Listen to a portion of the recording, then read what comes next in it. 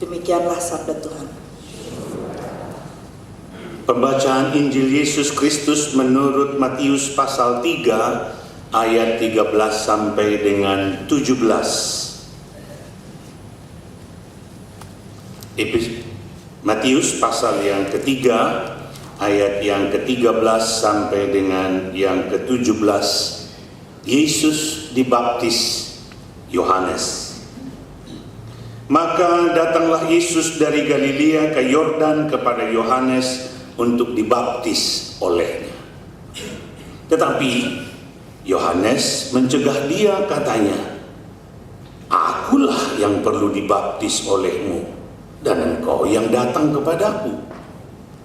Lalu Yesus menjawab, katanya kepadanya, "Biarlah hal itu terjadi, karena demikianlah sepatutnya kita menggenapkan seluruh kehendak Allah." Dan Yohanes pun menurutinya. Sesudah dibaptis, Yesus segera keluar dari air, dan pada waktu itu juga langit terbuka, dan ia melihat Roh Allah seperti burung merpati turun ke atasnya.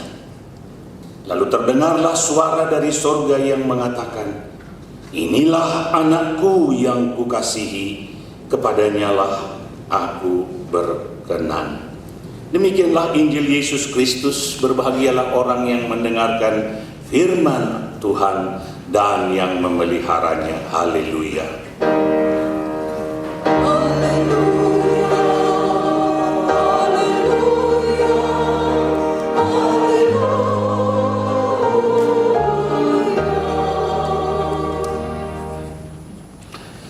Shalom saudara-saudara. Selamat berjumpa di dalam ibadah raya kita kepada Tuhan. Mungkin sebagian besar kita udah tidak saling mengenal. Paling beberapa orang, ini orang lama. Sebab seingat saya sudah lebih dari 15 tahun tidak ke sini. Emeritus saja sudah 12 tahun. Jadi sebelum emeritus pun saya sudah jarang ke sini, kecuali kepada persekutuan doa kali, atau apa itu yang di bawah biasanya. Nama saya oleh jemaat dipanggil Pak Ras, padahal itu bukan nama saya. Itu singkatan dari Raden Agus Sehat. Tapi mungkin terlalu panjang jemaat terabas saja menjadi Pak Ras. Saya keberatan, terutama istri saya, karena dampaknya kepada dia dipanggil Buras.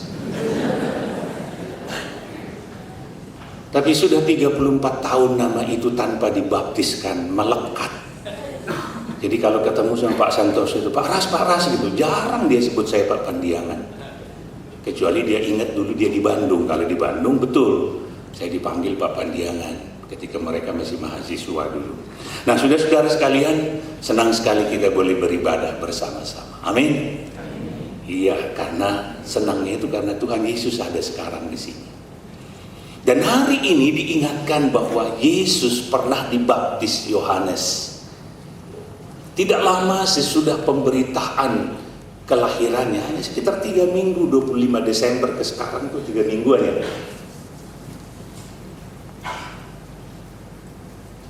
Dan dia dibaptis tuh kira-kira usia 30 tahun. Itulah aturan Yahudi menurut agama Yahudi. Jadi selama 30 tahun itu cuma satu kalimat saja menjelaskan tentang siapa dia dan apa yang dia lakukan. Mari kita buka Lukas pasal 2. Satu-satunya ayat yang menceritakan 30 tahun itu hanyalah Lukas 2 ayat 52. Kalimatnya juga tidak panjang. Sama-sama kita baca karena tidak panjang. 2, 3. Dan Yesus makin bertambah besar dan bertambah hikmatnya dan besarnya, dan makin dikasihi oleh Allah dan manusia. Just it. 30 tahun. Tambah besar, tambah besar, tambah besar, tambah besar hikmatnya, tambah dikasihi Allah, tambah dikasihi manusia. Positif? Yes. sakit positif. Tiba-tiba saudara, kepada kita diberitakan satu hari Yesus yang datang. Tidak dipanggil, tidak disuruh. Siapa yang menyuruh dia?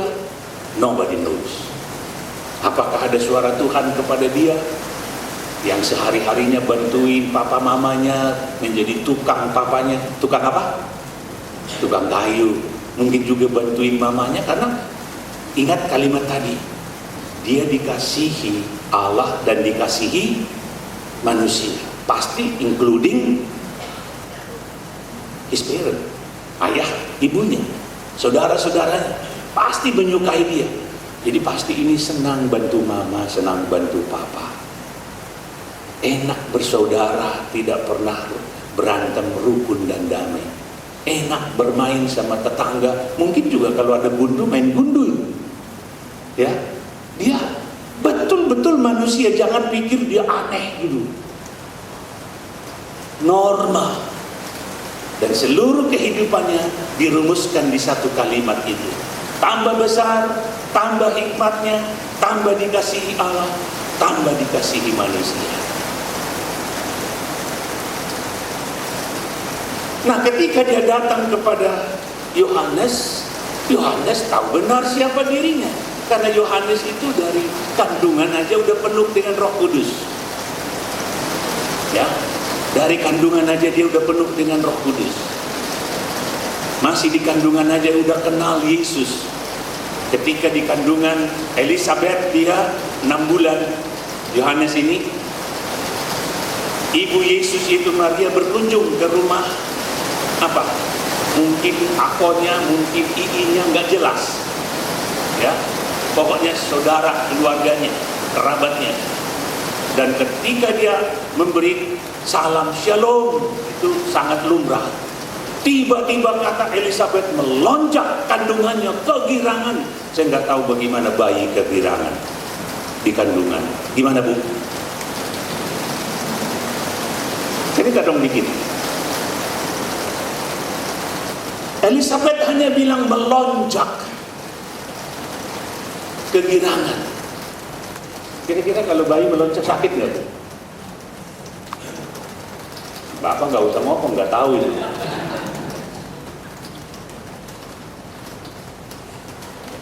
Kenapa? Karena memang dari kandungan pun dia penuh Roh Kudus. Jadi ketika dia lihat Yesus, saudara, kaget. Apalagi dia minta, saya juga mau dibaptis, karena waktu itu banyak sekali orang baptis. Dibaptis oleh Yohanes, baptis pertobatan. Ya, baptis bertobat dari dosa mereka. Biasanya dulu baptisan itu diberikan kepada di dalam agama Yahudi, itu diberikan kepada orang-orang non-Yahudi yang mau bergabung masuk menjadi agama Yahudi. Karena mereka dianggap berdosa, bukan keturunan Abraham, maka mereka harus disucikan. Karena baptisan itu adalah lambang pengudusan, artinya mati terhadap dosanya yang lama sebagai tanda pertobatannya, meninggalkan dosanya. Jadi Yohanes pikir, kamu kan tidak perlu bertobat, kamu kan tidak perlu disucikan, bahkan seharusnya aku yang kamu baptiskan.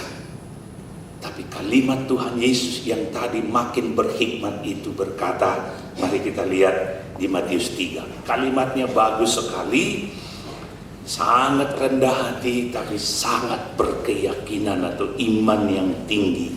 Ayat yang ke-15. Lalu Yesus menjawab, katanya kepadanya, biarlah hal itu terjadi, karena demikianlah sepatutnya kita menggenapkan seluruh kehendak Allah. Kata sepatutnya, biarlah demikian mengikuti aturannya, urutannya. Sepatutnya jangan nomor 1 ke nomor 2, atau nomor 1 dihilangkan atau nomor 2 dihilangkan. Sepatutnya jadi biarlah seperti yang Tuhan rencanakan. Apa yang Tuhan rencanakan? Bahwa Yesus itu menjadi ambil bagian dalam kelemahan manusia, dalam penderitaan manusia. Yesus datang menjadi daging. Yesus anak Allah itu lahir menjadi manusia, supaya manusia ini boleh lahir menjadi anak Allah.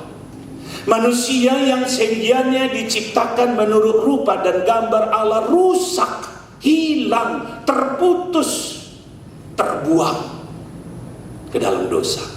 Lalu Yesus lahir menjadi manusia untuk membuka jembatan kembalinya manusia, supaya di dalam Yesus Kristus manusia itu boleh mengalami, dilahirkan kembali menjadi anak Allah, memiliki rupa dan gambar Allah atau karakter ilahi.